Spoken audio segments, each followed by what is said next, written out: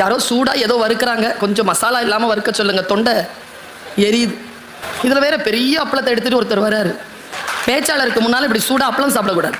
நான் பிரார்த்திக்கிறேன், என் சொல் இந்த சமூகத்திற்கு புரிய வேண்டும். எல்லா குழந்தைகளுக்கும் இந்த அம்மாவின் செய்தி. எனக்கு யார் என்ன சொன்னாலும் புரியும்.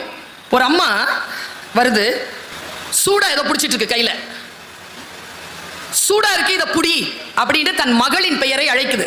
வந்தவ இப்படி புடி அப்படின்ன உடனே அது இப்படி நீட்டுது கைய.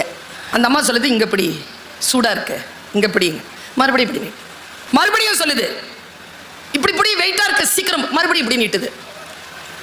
உங்களுக்கு தெரியும்ல, நம்ம அம்மாலாம் என்ன செய்வாங்க, காலையில் எழுப்பும்போது 6 மணிக்கு, தங்கம் ரோஜாப்பூ 6 மணி ஆயிடுச்சுடா தங்கமே, ஏந்திரிடா.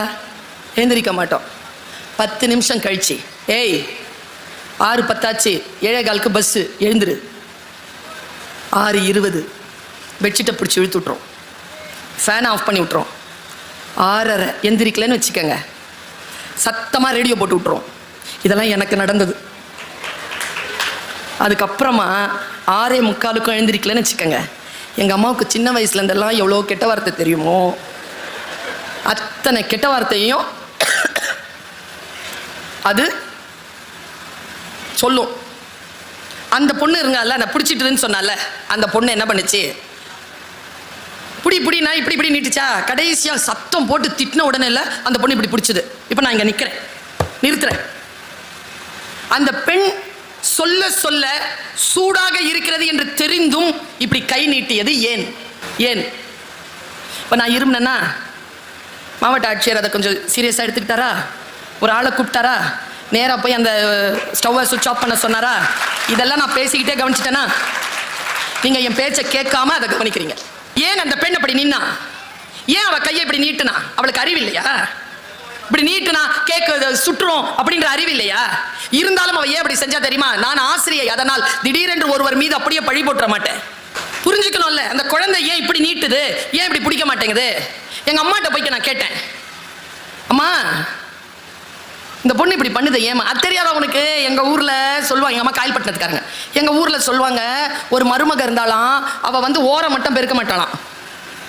மாமியார் வந்து கேட்பாங்களாம், ஓரம் பெருக்கலாம்ல, அது பெருக்காதான். உன்னை நல்ல குடும்பத்துல தானே எடுத்துட்டு வந்தேன், என் பையன் அவளை நல்லா சம்பாதிக்கிறான், உனக்கு கொஞ்சமாவது புரியணும்ல, ஏன் இப்படி பண்ற அப்படின்னு 4-5 திட்டு வாங்கின உடனே சரி மாமி அப்படின்னு கரெக்டாக பெருக்குமா. அடுத்த நாள்லேருந்து அதுக்கு ஒரு ஒரு ஆட்டிடியூட் வந்துருச்சு. தொடப்பக்கட்டையை எடுத்துக்கிட்டு நேராக அவங்க மாமி வாசலில் போய் நிற்குமா, மாமி கொடுக்குறத கொடுங்க, வீடு பெருக்கணும்னுமா. மாவட்ட ஆட்சியர் தலை குனிந்ததை ஆமோதிக்கிறார். ஏன் தெரியுமா? சில பேருக்கு ஒரு வாட்டி சொன்னால் புரியும் சார், சில பேருக்கு 10 வாட்டி சொன்னாலும் புரியாது சார். வேணும்ன்ட்டு திமிரு செய்யாமல் இருக்கிறாங்க. அப்படி கிடையாது சார், 9 வாட்டி நீங்கள் சொன்னது புரியல சார். சரி, ஏன் புரியாமல் போகுது தெரியுமா? நான் ஒன்று சொல்கிறேன், இந்த ஃபோனை கொடுங்க.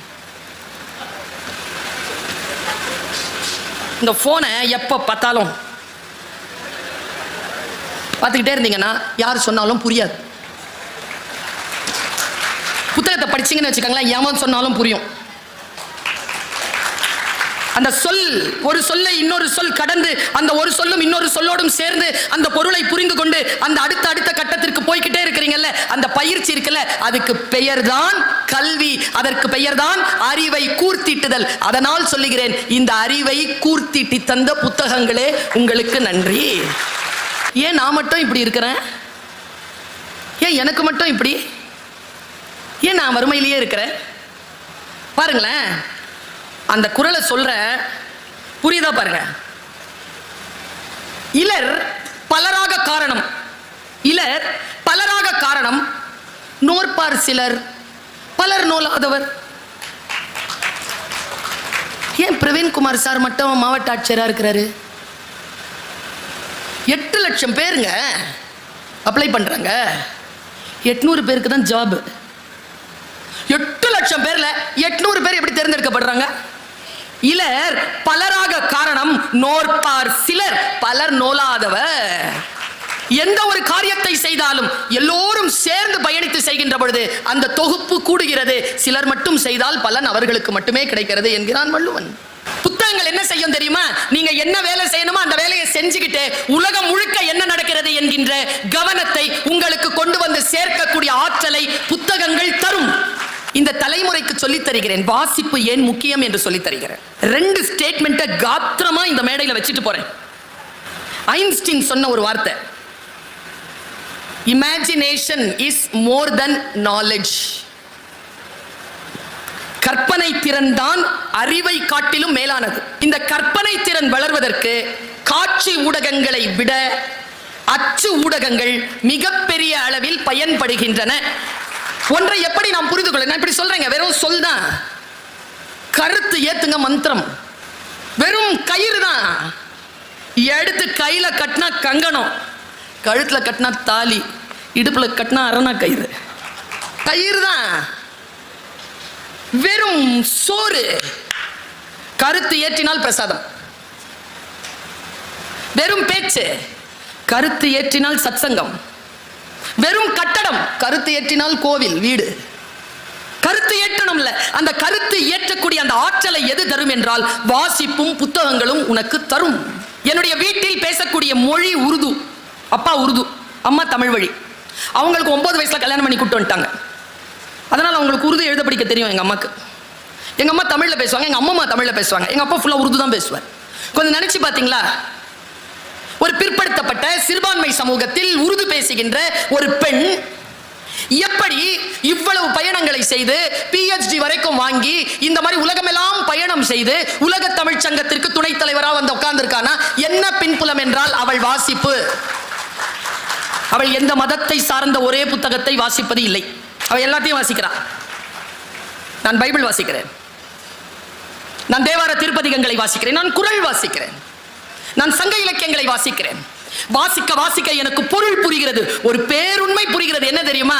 ஒரு மதம், எந்த மதமும் எடுத்துக்கோங்க, அதுக்குன்னு ஒரு புத்தகம் இருக்கும். புத்தகம் இல்லாமல் மதம் கிடையாது. மதவாதிகளுக்கே தெரிகிறது இதை பரப்ப வேண்டும் என்றால் புத்தகத்தை தான் நாம் கையில் கொள்ள வேண்டும் என்று. புத்தகம் தான். தமிழர்களுக்கு ஒரு புத்தகம் உண்டு. தெய்வ வள்ளுவன் வான்மறை தந்தது என்கிறான் பாரதி. திருக்குறள், திருக்குறளை, திருவள்ளுவத்தை, அவருடைய ஒரு குறளை, ஒரு எழுத்தை புரிஞ்சுச்சுன்னா போதுமே. கடகடகடன் பேசினா புரியாதுங்க. எங்க பேச்சு பரம்பரையிலேயே அப்படிப்பட்டவர்கள் உண்டு, வேகமா பேசுவாங்க. அது நம்ம கைத்தட்டி ஆர்ப்பரிப்போம் அந்த பேச்சை. ஆனா கடைசியா என்ன புரிஞ்சுது? புரிதல் இருக்குல்ல, அந்த புரிதலுக்கான அடித்தளம் எது கொடுக்கிறது என்றால் நூல்கள் கொடுக்குது. எது யார் பேசினாலும் புரியும் உனக்கு. நான் மந்த மாதிரி உட்கார்ந்து இருக்க அப்படின்னா என்ன? அப்படின்னா என்ன? மந்த மாதிரி உட்கார்ந்து இருக்கிறேன்னா என்னங்க? கூட்டமா உட்காந்துருக்கோமா? மந்த ஆடு பார்த்துருக்கீங்களா? ஒரு ஆடு போய் ஒரு இடத்துல ஒரு குச்சி நீட்டிடுங்க, அதை தாண்டி குச்சிட்டு போவோம். குச்சியை எடுத்துருங்க, எல்லா ஆடும் அந்த இடத்துல வந்தால் தாண்டி குச்சிட்டு போவோம். அதுக்கு பேர் தான் மந்தை.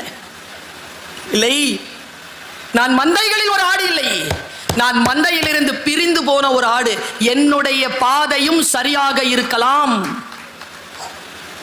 இப்படி ஒருத்தர் எழுதுறாங்க, மந்தையில் இருந்து பிரிந்து போன ஒரு ஆட்டின் பாதை சரியாக கூட இருக்கலாம். இப்படி ஒரு ஐக்கு.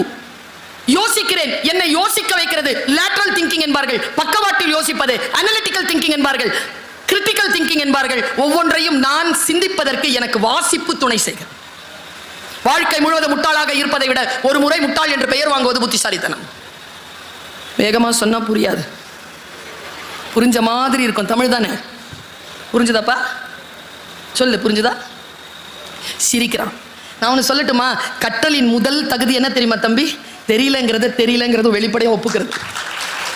அப்பதான் கற்றல் நிகழும். நான் இதை பல மேடைகளில் சொல்லியிருக்கிறேன்.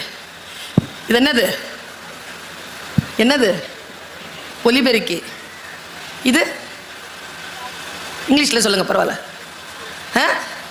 இது என்னது? ஃபோக்கஸ் லைட் இல்லை. அது என்னது? ஸ்பீக்கர். ஒரு நாள் நான் பேசுறது கேட்கல, சார் கிட்ட, சார் மாதிரி ஒருத்தர் உட்காந்துருந்தார். சார் நான் பேசுறது கேட்கல சார், மைக் நல்லா தான் சார் இருக்கு. அது ஸ்பீக்கர் லூஸ் மேடம். நீ யாரை சொல்ற? நீ இப்போ இது என்னன்னு எனக்கு தெரியணுமா இல்லையா? 30 வருஷமா பேசுறேன், எனக்கு தெரியணுமா இல்லையா? தெரில. நான் நேராக பிரவீன் சார் கிட்ட போனேன். சார் இன்னைக்கு உங்க புத்தக திருவிழாவில் பேசுகிறேன் சார். சூப்பர் ப்ரொஃபஸர், வாங்க, நீங்க பதவியேற்றதிலிருந்து வந்த முதல் கூட்டம் நல்வரவு அப்படின்னார். எனக்கு அவர் பேசுற தமிழ் ரொம்ப பிடிச்சிருக்குங்க. ஆனா அவர் வேறு ஏதோ ஒரு மொழி வீட்டில் பேசுறாருன்னு தெரியுது. ஆனா தமிழ்ல ஒரு தப்பும் இல்லை. எவ்வளவு பெரிய ஒரு மோட்டிவேஷன் தெரியுமா இது லாங்குவேஜ் டீச்சருக்கு? தப்பு இல்லாம பேசுறது எவ்வளவு பெரிய விஷயம். என்ன என் பேரை மட்டும் மாத்தி சொன்னீங்க சொல்லிடணும்ல. ஒரு விஷயம் நமக்கு புரிகிறது பாருங்க. அவர்கிட்ட போய் கேட்கிறேன், சார் என் முன்னால ஏதோ ஒன்று வைக்கிறாங்க சார், கொம்பு ஒன்று, அதுக்கு கொண்டெல்லாம் இருக்கு சார், அப்படிலாம் ஒன்றும் வைக்க மாட்டாங்களே மேடம்? Don't worry. இல்லை மேடம், இல்லை சார், அது சொன்னாதான் சார் மற்றவங்களுக்கு கேட்குது. அவர் சீரியஸாக என்ன பார்க்குறாரு. எதை சொல்றீங்க? அது என்னமோ சொல்றாங்க சார், அது இன்னும் கொஞ்சம் டீட்டெயிலாக சொல்லுங்க சார். நான் பேசினா அப்போதான் சார் மற்றவங்களுக்கு கேட்குது. Mic, S. எதுக்குமே டென்ஷன் ஆகாத மாவட்ட ஆட்சியர் டென்ஷன் ஆனார். 30 வருஷமா பேசுற மைக்னா என்னன்னு தெரியல உனக்கு? ஒரு ப்ரொஃபஸர்னு நம்பி இந்த பெரிய கூட்டத்தை ஏற்பாடு. முட்டாள் பெண்ணே, மைக் என்றால் என்ன என்று தெரிந்து கொள்ளவில்லை யாரே இதுவரைக்கும். முக்கால் நோட்டட். எலக்ட்ரான், குரோட்டான், புரோட்டான் என்னமோ சொல்லி கொடுத்தார். மைக் நான் தெரிஞ்சுக்கிடுச்சு. இப்போ நான் சொன்ன ஸ்டேட்மெண்ட் புரியுதா பாருங்க. வாழ்க்கை முழுவதும் மைக் என்றால் என்ன என்று தெரிந்து கொள்ளாமல் முட்டாளாக இருப்பதை விட ஒரு முறை முட்டாள் என்று பெயர் வாங்கி கொண்டு மைக் என்றால் என்ன என்று தெரிந்து கொள்வது புத்திசாலித்தனம். எப்பொழுதும் கற்பதற்கு வெட்கத்தை தடையாக கொள்ளாதீர்கள். புத்தகம் உங்களுக்கு சொல்லித்தரும். என்னை வழிபடுத்துகிறது புத்தகங்கள். கம்ப ராமாயணம் என்னை வழிபடுத்துகிறது. குர்ஆன் என்னை வழிபடுத்துகிறது. பைபிள் என்னை வழிபடுத்துகிறது. ஏனென்றால் ஒன்றை எப்படி புரிந்து கொள்ள வேண்டும் என்கின்ற லேட்டரல் திங்கிங்க எனக்கு புக்கு தருது.